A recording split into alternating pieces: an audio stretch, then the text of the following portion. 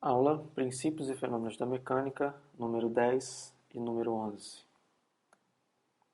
Na aula de hoje, nós veremos a dinâmica de uma partícula, as aplicações das leis de Newton e, na próxima aula, forças dissipativas. As três leis de Newton foram vistas na última aula, cujos enunciados podem ser lidos neste slide. Vamos agora aplicar esses enunciados para a resolução de problemas de física, problemas clássicos que o auxiliarão na resolução de problemas mais complexos. Para empregar corretamente a lei de Newton, é essencial desenharmos os diagramas de força, ou os diagramas de corpo livre. Para isso, a primeira coisa que devemos fazer é escolher o nosso referencial. Neste caso, eu adotei um referencial que é positivo de cima para baixo. E aqui nós temos uma maçã, que pode ser representada como uma partícula livre. Se meu referencial é inercial e essa partícula é livre, ou ela está em repouso ou em movimento retilíneo uniforme.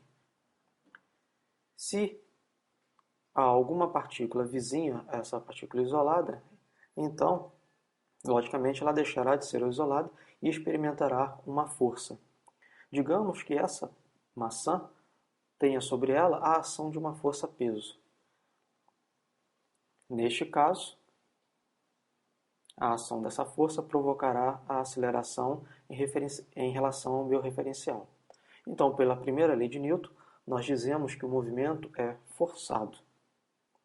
E a segunda lei de Newton diz que a força resultante, neste caso a força P sobre a maçã, deve ser igual à massa da maçã vezes a aceleração que ela sofre. Se P é a força gravitacional, a força-peso, então podemos dizer que P é igual à massa da maçã vezes G. Sendo a massa gravitacional igual à massa inercial, elas se cancelam e temos que a aceleração da maçã é a aceleração da gravidade. Isto é, a maçã cai com a aceleração constante, aceleração G, na presença da Terra. Ora, então P é a força que a Terra exerce sobre a maçã. E pela terceira lei de Newton, deve haver a reação à força-peso, que é representada por menos P. Então, de acordo com a terceira lei, essas forças P, que a Terra exerce sobre a maçã, e menos P, que a maçã exerce sobre a Terra, devem ter uma soma vetorial igual a zero. Deste modo, a aceleração da maçã é igual à massa da Terra dividido pela massa da maçã vezes a aceleração da Terra. Sabemos que a massa da Terra é muito maior que a massa da maçã. Então a aceleração da maçã é muito maior que a aceleração da Terra. É por esse motivo que quando deixamos cair uma maçã em relação à Terra, ela sofre uma aceleração g, uma aceleração constante. Por outro lado, nós não observamos a Terra subir em relação à maçã com uma aceleração contrária, porque essa aceleração da Terra é muito pequena. Então, fique atento ao seguinte: as forças P e menos P são iguais em módulo, em direção, mas têm sentidos opostos. As acelerações são diferentes. A aceleração da maçã é muito maior que a aceleração da Terra. Isto porque a força aplicada à massa da maçã exerce uma aceleração A.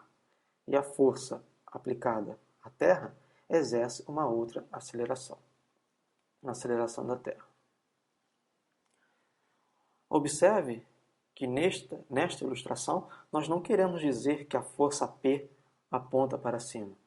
Nós apenas estamos indicando que a força P e menos P formam um par de ação e reação. Até mesmo porque no espaço, no universo, não faz sentido dizer se uma força está para cima ou para baixo. Afinal de contas, todas as orientações são equivalentes no espaço. Esse tipo de força é o que nós chamamos de força de ação à distância. É a força gravitacional. Então, a força gravitacional ela pode ter quaisquer orientações. Para corpos próximos à superfície da Terra, essa orientação é para o centro da Terra, ou seja, de cima para baixo. Outro exemplo de força de ação à distância é a força elétrica e a força magnética, que em conjunto constroem a teoria do eletromagnetismo que vocês verão no curso de Princípios e Fenômenos Eletromagnéticos. Então, uma força ação à distância significa que os corpos não precisam estar em contato para interagirem, para produzirem acelerações. Um outro exemplo que nós podemos aplicar é o lançamento de uma maçã que, sob a ação da aceleração da gravidade, terá uma trajetória parabólica. Então, essa maçã tem uma velocidade v tangente à sua trajetória e sobre ela atua uma força P, que é a força que a Terra exerce sobre a maçã, a força gravitacional.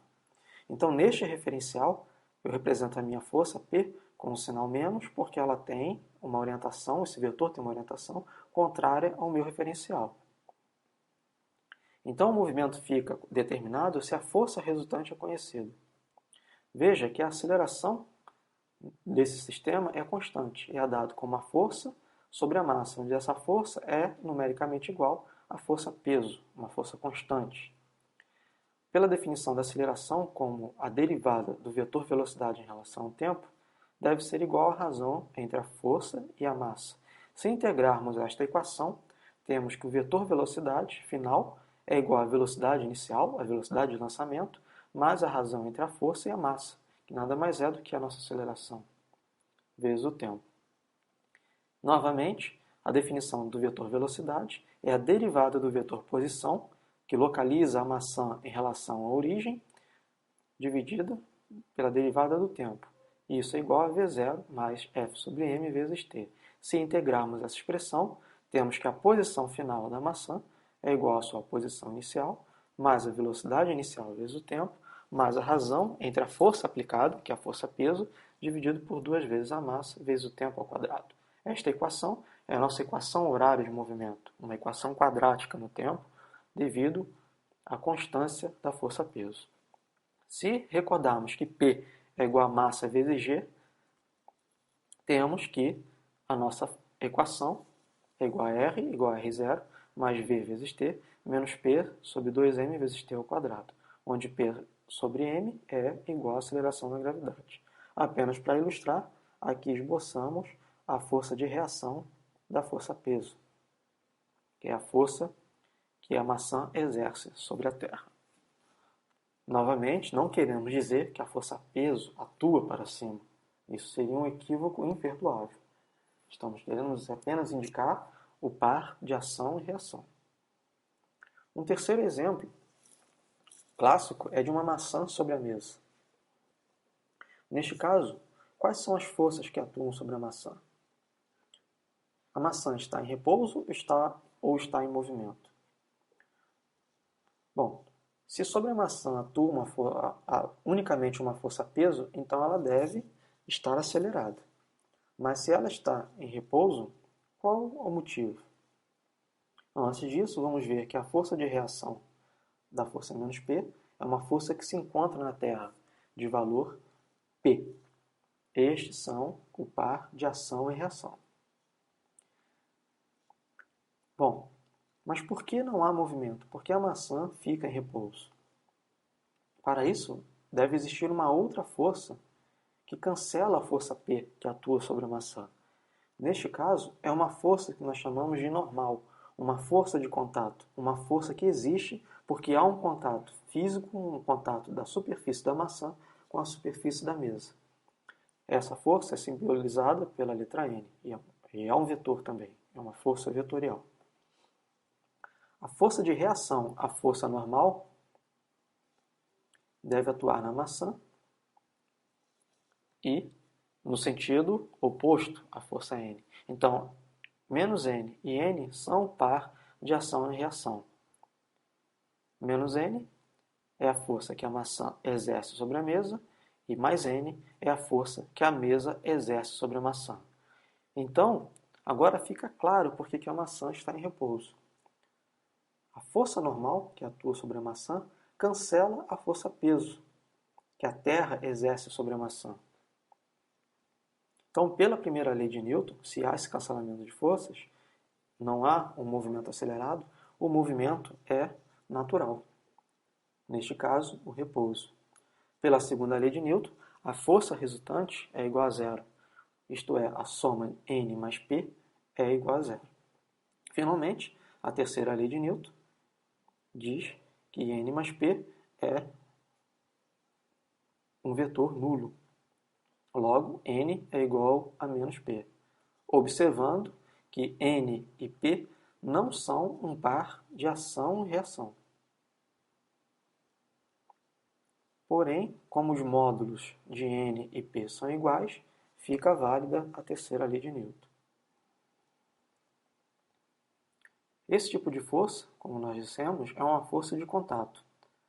Quando nós observarmos uma deformação ou interações onde há atrito, podemos dizer que há uma força de contato e aparecerá a força N, a força normal. Normal à superfície. Um outro exemplo de força de contato é uma força elástica. Aqui nós temos uma maçã conectada a uma mola. Qual é o movimento da maçã? Para isso, nós precisamos definir um referencial e a origem desse referencial. E vamos dizer que R0, na posição R0, a maçã se encontra em equilíbrio. Se ela está em equilíbrio, quais são as forças que atuam sobre ela? Neste caso, deve ser a força-peso e a força de contato. Afinal, a maçã está apoiada sobre uma superfície. Então, a força de contato anula a força-peso. Porém, não formam um par de ação e reação. A força elástica é igual a zero, porque ela não puxa e nem empurra a maçã além da sua posição de equilíbrio. Um segundo exemplo, agora a maçã se desloca para a direita em relação à origem do meu referencial e a mola é esticada. Nesta configuração, a mola puxará a maçã em relação à sua posição de equilíbrio. Então, há uma força resultante sobre a maçã, porque há uma aceleração. Então, quais são as forças que atuam sobre a maçã?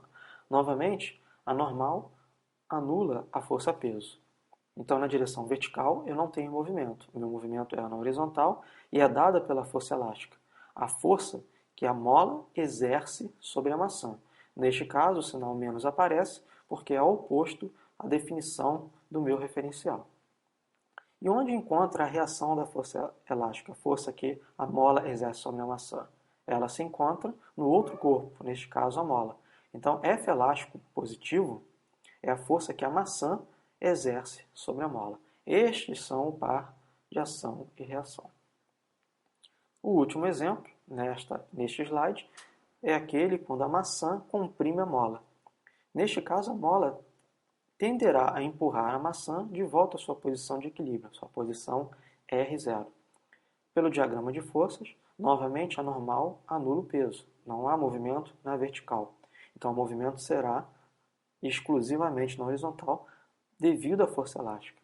Observe que essa força é a força que a mola exerce sobre a maçã. Desse modo, a força resultante é diferente de zero e há a aceleração. Mas onde está a força de reação à força elástica? Encontra-se na mola. Veja que ela tem a mesma direção, sentido oposto e mesma magnitude. Estes são o par de ação e reação. Então, essa força elástica é uma força de contato, uma força de deformação. E ela é denominada lei de Hooke, quando essa força elástica para pequenas deformações é dada pela relação matemática, força igual a uma constante vezes a deformação, onde ΔX eu quero indicar uma posição final menos a posição de equilíbrio.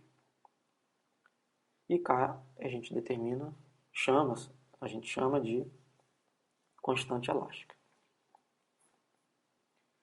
Se R é maior que R0, esse segundo caso, então ΔX é positivo. Logo, a força elástica é negativa, tal como ilustrado neste desenho. Se R é igual a R0, no primeiro exemplo, então a força elástica é igual a zero. Finalmente, Se R é menor que R0, a maçã se encontra à esquerda da posição de equilíbrio, a força elástica é maior que zero, porque ΔX é menor que zero. Então, se nós conhecemos a força resultante sobre uma partícula, o movimento fica completamente determinado. Neste caso, a força resultante é igual a massa vezes a aceleração na direção x, e a força resultante na direção y é igual a zero. Sendo assim, a aceleração da maçã é igual a menos k sobre m vezes ΔR. Se nós derivarmos a aceleração, vamos encontrar a velocidade da maçã. Se derivarmos a velocidade, vamos encontrar a posição da maçã em relação ao tempo. O nosso quarto exemplo é a máquina de Atwood, que consiste de dois blocos de massas, M1 e M2, conectados por um fio que atravessam uma rodana. O referencial adotado nessa configuração é positivo de cima para baixo. E vamos supor que o movimento é anti-horário, isto é, o movimento das duas massas segue no sentido anti-horário, contrário aos ponteiros do relógio. Sendo assim, a aceleração é positiva de baixo para cima. Devemos analisar cada corpo independentemente. Então, a força resultante do corpo 1 é a massa 1 vezes a aceleração que ele sofre. E essa aceleração é maior que zero, pela nossa suposição. Maior que zero por quê? Porque ela tem a mesma orientação do nosso referencial. Agora, quais são as forças resultantes sobre um bloco M1? Devem ser a força-peso, que a Terra exerce sobre a massa M1, e uma força de tração, que a corda exerce sobre a massa M1. Observe que a força de tração também é uma força de contato, tal como a força normal. Mesmo exemplo do slide anterior da maçã sobre a mesa. Então, a força resultante é a soma vetorial das forças peso e tração. Sabendo que força resultante é a massa M1 vezes A1, substituímos o seu valor na segunda expressão e obtemos que M1A1 é igual à soma das forças vetoriais. Em termos das componentes, M1A1 positivo, porque A1 tem a orientação do meu eixo coordenado, é igual a mais P1, que também tem a mesma orientação do meu eixo, menos T1. T1 tem o sentido oposto à orientação do meu referencial. Então, se M1A1 tem que ser maior que zero, significa que P1 deve ser maior que a tração T1. Podemos fazer a mesma análise para o corpo 2.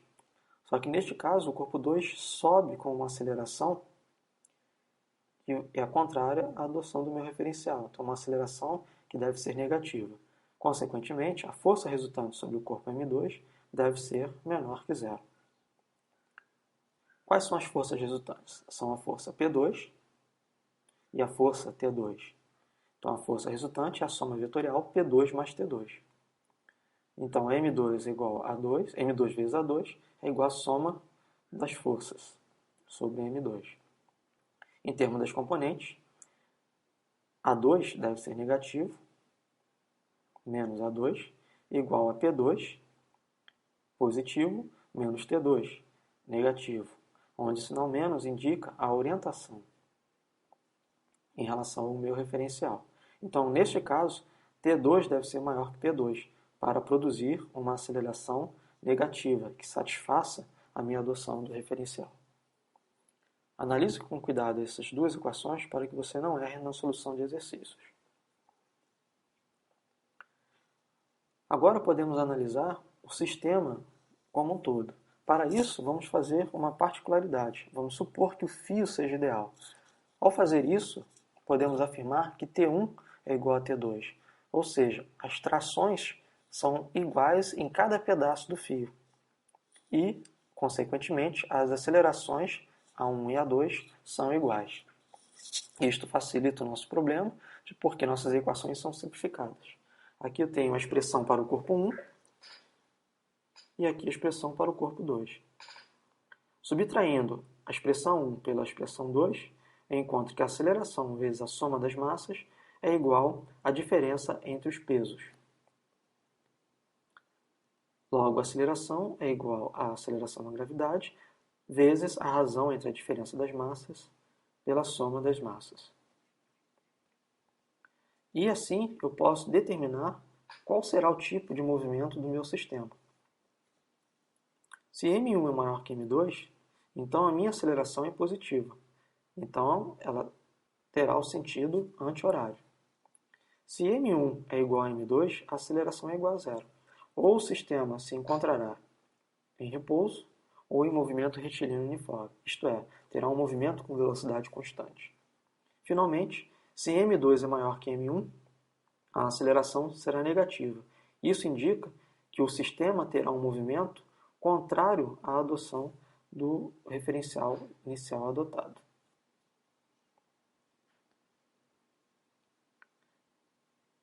E, se nós quisermos, podemos determinar o valor da tensão aplicada ao fio, devido às massas.